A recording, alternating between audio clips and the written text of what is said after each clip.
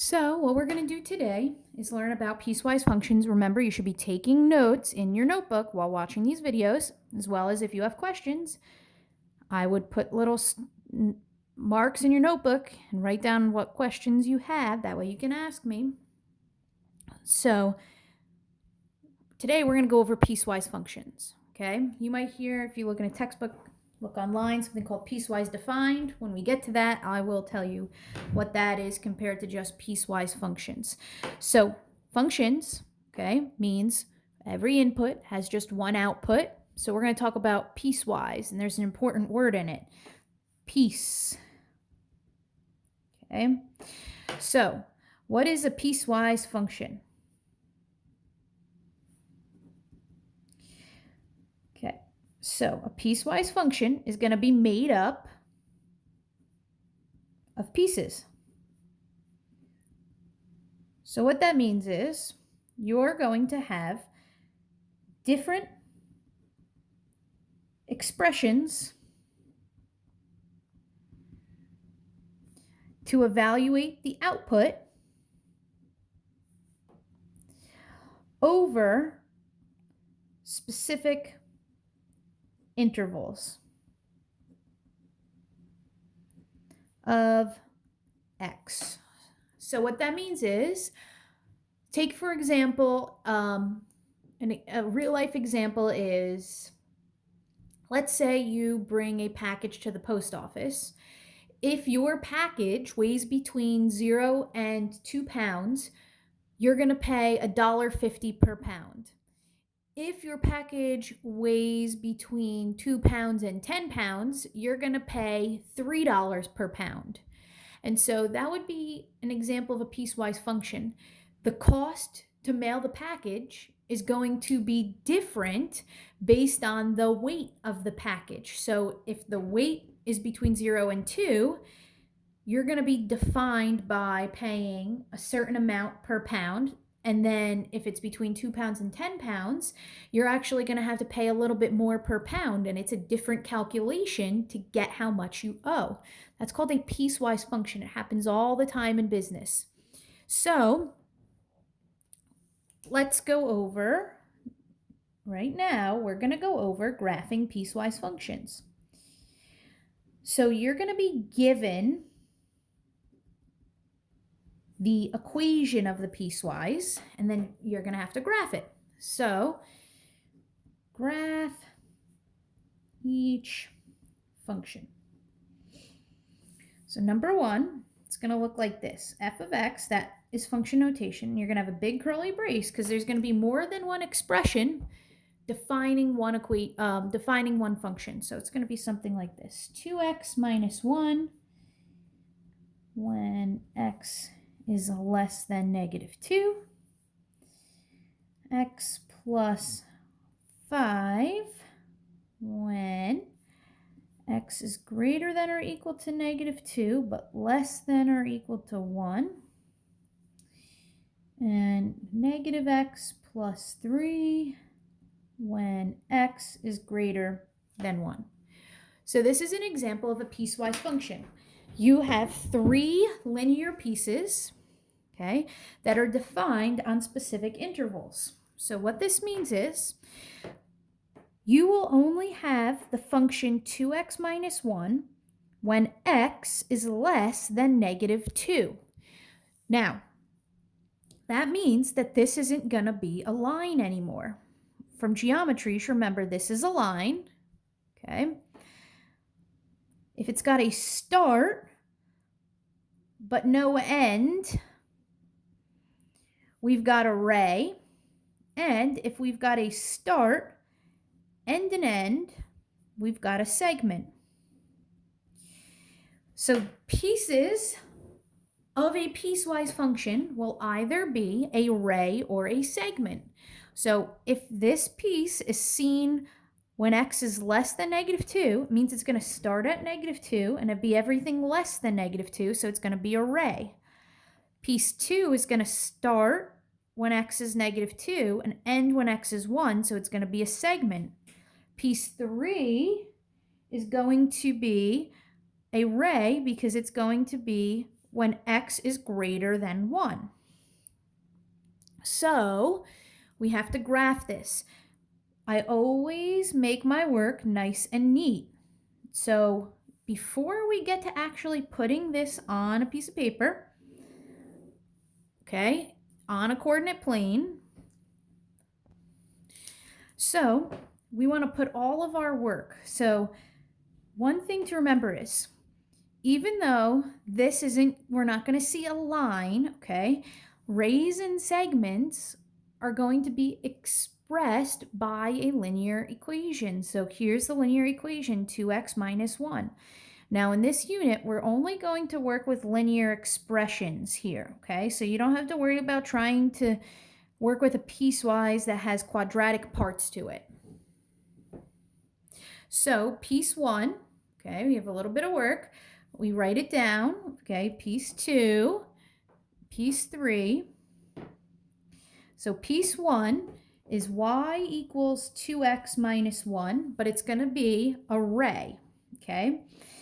We're going to see it. The first place we're going to see it is when x is less than negative 2. Now, it's not going to be defined there, but we're going to see it there.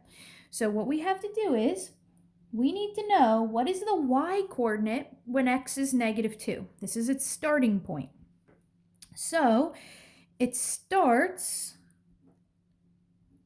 plug it in, negative 4 minus 1, that's negative 5. The start of this piece is going to be negative 2, negative 5. And it's going to be an open circle. Now, we're only going to see this piece when x is less than negative 2. So we're only going to see it to the left, but you can't just randomly draw a ray going to the left. It has to be the ray that falls on this line. So we have to now find one more point that's on this ray so that we draw this ray accurately. So in order to do that, we need to know one more point on this ray. We cannot pick an x that's to the right of this point because this piece is not defined anywhere that's greater than negative 2. So we need to pick a number less than negative 2. I would just pick negative 3. So what I'm going to do is I'm going to plug negative 3 in, and that's going to give me negative 7. So negative 3, negative 7 is a point on this ray. It's negative 3, negative 7. It's a point on the ray. I'm not putting an open circle because this is the only open circle. And now that is piece 1. That is the line 2x minus 1. However, it's actually a ray because it says you're only going to see it when x is less than negative 2. So you cut off, you could think of it as the whole line here, but you erase everything that's not included on this interval. And these intervals are always in terms of x because x is the domain. It's the independent variable, okay? The output depends on these values. So notice it starts when x is negative 2, and then this piece, okay, everything is less than negative 2. All of these x coordinates are less than negative 2. So now we move on to piece 2. Piece 2, y equals x plus 5. And now I always write it down. Piece 2 is going to be a segment. So I write down seg. Just reminds me, it's going to start when x is negative 2. So we want to know what's the y coordinate so we can get the starting point down. So that's going to be negative 2 plus 5. That puts us at 3.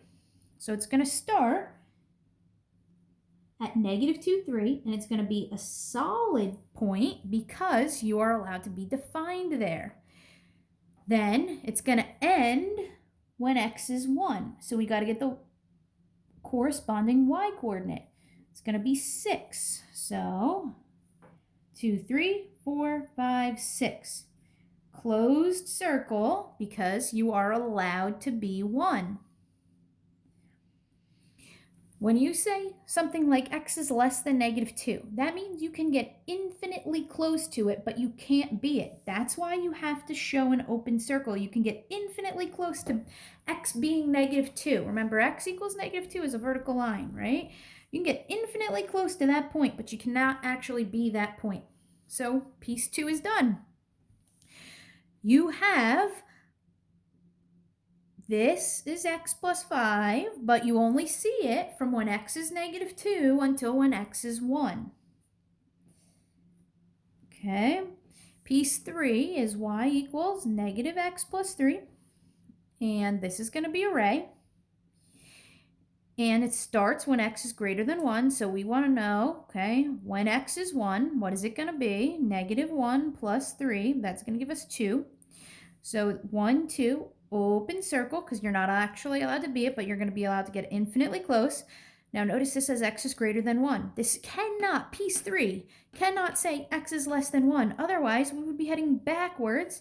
And if I had another piece there, okay, don't draw this, but if this piece went backwards, went to the left, and was x is less than 1, would look something like this. This is not a function. This breaks the vertical line test. This fails the vertical line test. You can't have overlapping pieces. Otherwise, you'd fail the vertical line test. So when you draw these, if piece 1 overlaps with piece 2 and you fail the vertical line test, that means you just drew the ray wrong, in the wrong direction. So now, okay, it starts here, and we know it's going to go out to the right somewhere, but it's going to follow the path of -x plus 3. So what you do is you pick an x value that will definitely be on this ray. So anything greater than 1. So I'm going to pick 2. And negative plug in 2 plus 3, that's going to give us 1. So 2, 1 is on the ray, and so now we just draw it. Okay, ray, segment, ray. Passes the vertical line test, and now we can just check. Notice, don't get confused. This arrow is going down but to the left. This should have a slope of +2. You always check. As you go to the right, is it going up? Yes, so that's a positive slope. As it's going to the right, the segment is going up, positive slope. As it's going to the right, this is going down, negative slope. So you have to show this work. You can't, don't just put the pieces on. Make sure you show your work, okay? So let's do another one. Number 2.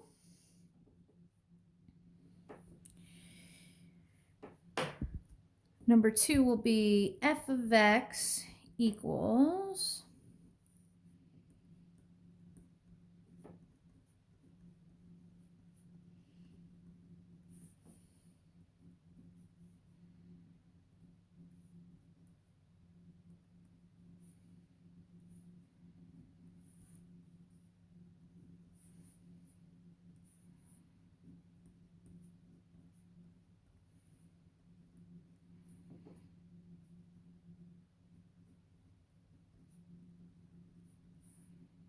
oh, I forgot to write when. That's okay.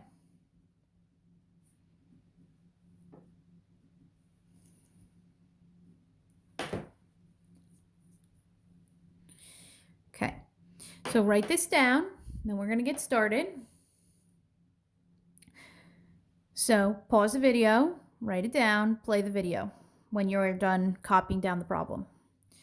Okay, so we see, first thing do, take account of how many pieces you have. Okay, you have 3 pieces, so we're going to do 3 bits of work. We have to graph each of these pieces. So piece 1, piece 2, piece 3. So piece 1 is y equals -3/4 x plus 3. And you want to figure out, okay, it's linear, good. I said all of these will be linear. Okay, so is this a segment or is this an array? This is a segment, okay? It helps when you know what you're graphing. So it's got a start, it's got an end. You need to find the start point, you need to find the end point of this linear segment. So it starts when x is -3. So we just have to get the y coordinate. So the y coordinate is going to be negative 3/4 times negative 3 plus 3. That's going to be 9/4 plus 3. So it's going to be 9/4 plus 12/4. So that's going to be 21/4. Okay, you can write as a mixed number, so that helps you out. That's 5 1/4. Okay, so we can write that in there. 1, 2, 3. 1, 2, 3, 4, 5, 6, 7, 8. 1, 2, 3, 5, 6, 7, 8. We could see we have to go out a little bit. 3, 4, 5, 6, 7, 8. Okay, so we can plot that point. Let's check to see the start of the segment. Should it be an open circle or a closed circle? You're not allowed to equal negative 3, so it's going to be an open circle. Okay, a little bit above 5. And now the end is going to be when x is 2. So we got to plug 2 in. And so negative 3/4 times 2 plus 3. That's going to be negative 6/4 plus 3. That's negative 3/2 plus 3. So we have to get a common denominator. So that common denominator will be 2. So that'll be 6/2. So that's going to be 3/2 or 1.5. So 2, 1.5 puts us here. Should be open or closed? Closed.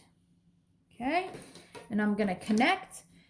Now, these points are not integer points. Okay, they don't have integer coordinates to them.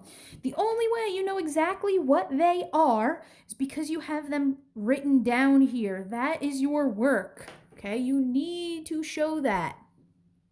So, piece 1 is done. Piece 2, I like segments because you know exactly what x coordinates you need to plug in. Piece 2, I like even more. Why do I like piece 2? Because y equals 2 is a special kind of line. It is just a horizontal line. I like horizontal pieces because there's not much to it. It starts when x is 2 and it ends when x is 5. So it starts when x is 2 and it ends when x is 5. And so this is a segment, right? What's the y coordinate going to be? Duh, 2. What's the y coordinate going to be? 2. And it's going to be solid at both points. So 2, 2. Okay, now look. This was the point 2, 1.5. So it's actually a little bit above. Oh, I apologize. I wrote this down wrong. This should not be greater than or equal to. This should be just greater. That should say 2 is less than x, is less than or equal to. Change that symbol. Okay, otherwise you can't do this problem. You have to change that symbol. So x is greater than 2, so it's going to be an open circle at 2. Okay, this does not fail the vertical line test. It would have if I kept that symbol there, but that was the wrong symbol. Okay, notice this passes the vertical line test. You're not, if it's an open circle, you're not actually defined there. But the reason you have an open circle is because you get infinitely close to it. And then it ends at 5, 2.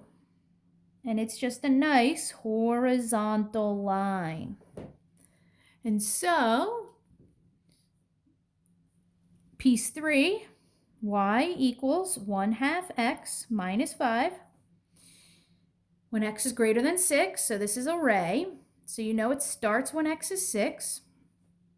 And so that's going to be 1/2 times 6 minus 5. Let's get the y coordinates. It's going to be 3 minus 5. So it's going to be negative 2. So 6, negative 2. Okay, open circle. Now up. Anyone catch a mistake I made? This horizontal piece, x is less than or equal to 5. So should it be open or closed? It should be closed. Okay, check, make sure. This piece, piece 3, this ray, this should be open, right? This open, closed, open. So check.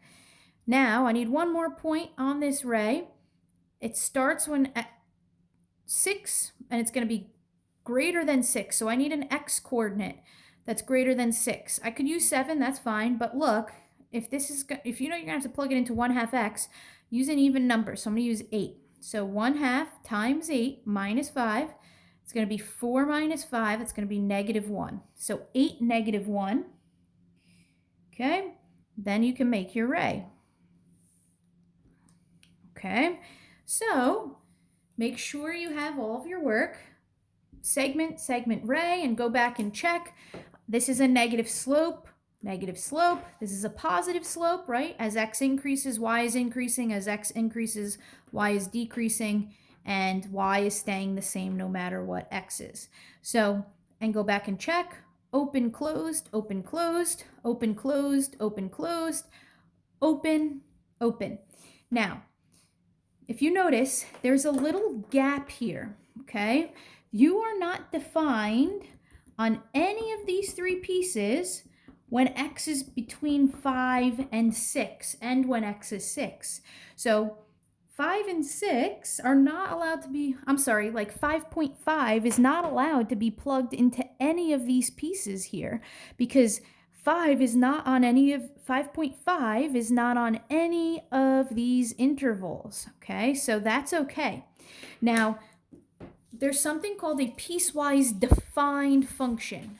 Number 1 is an example of piecewise defined because there are no gaps in the x values. It goes all the way from negative infinity to positive infinity. This is not an example of piecewise defined because you have a little gap in the x values, okay? But they're both piecewise functions. That's just if you hear piecewise defined, it just means there are no gaps like this, okay? And let's practice one more.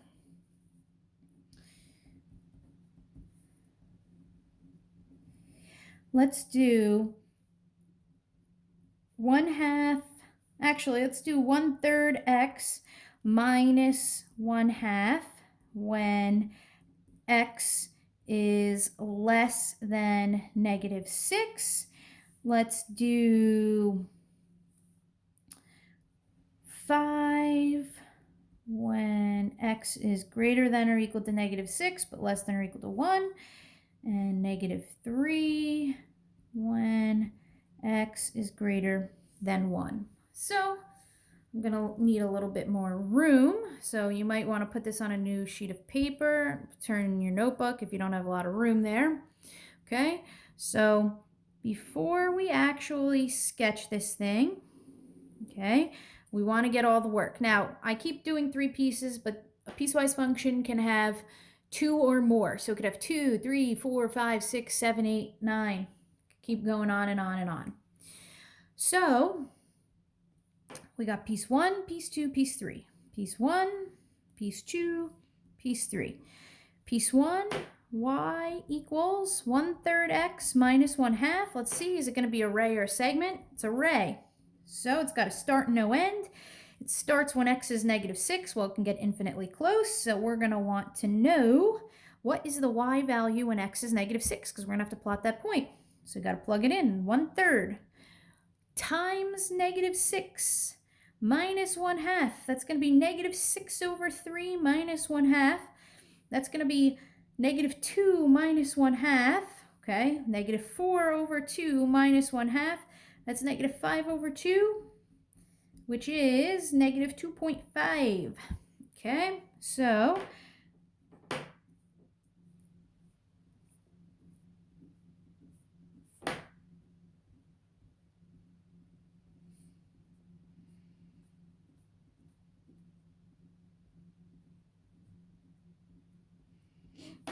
okay, so negative 6, negative 2.5, 3, 4, 5, 6. It's us right here. Open or closed? Open. Okay. And plug in another point. So we need something less than negative 6. I'm going to choose something that's going to be easy to work with. I'm not going to choose negative 7. I'm not going to choose negative 8. I'm going to choose negative 9 so that it's a little bit more easy to work with. So I'm going to plug in negative 9 and see what we get. So we have another point on the ray. So 1/3 times negative 9 minus 1/2. That's going to be negative 3 minus 1/2, which is negative 3/2, right? Okay, so 1, 2, 3, and that's going to be -3/2 all the way out here. That's a point. That is the ray. Now notice, okay, all of these problems that we've been doing, the expression is a linear expression, okay? If I didn't have this domain restriction, I would just see the line y equals 1/2 x minus 1/2. I don't want you to think, oh, this is a ray that starts here, so this piece has no y-intercept. That's not true. The equation for this ray still is a linear expression, y equals mx plus b. It has a y-intercept in its expression, otherwise it wouldn't be on this specific path. If this didn't have a domain restriction, okay, this line would hit the y-axis at -1/2. But because it has a domain restriction, you just don't see that part, okay? It doesn't mean it doesn't exist in its equation. It still exists in its equation. It has to, otherwise it wouldn't be on this path. If you just had 1/3 x, okay, that's not the same as 1/3 x minus 1/2. This means it moved down 1/2 unit. Okay, so piece 2 is y equals 5. Oh, I like that piece. That's a horizontal piece. That means I don't have to do much work. And is it a ray or a segment? It's a segment. So it starts when x is -6, and it ends when x is 1. And what's the y going to be? 5 and 5. Perfect. So 1, 2, 3, 4, 5. Open or closed? Closed, because it's allowed to be it. And at 1, 5, 1, 2, 3, 4, 5, it's also closed. Kind of looks like it's uneven, so I'm just going to fix it a little bit. Okay. And piece 3, oh, look at that. It's another horizontal piece. I like it. This time it is a ray. So it starts when x is 1, okay? But is it allowed to be 1? No. Get infinitely close. So 1, -3, open circle. Now this is a horizontal chunk, right? So it's just going to go out this way horizontally. I pick any x.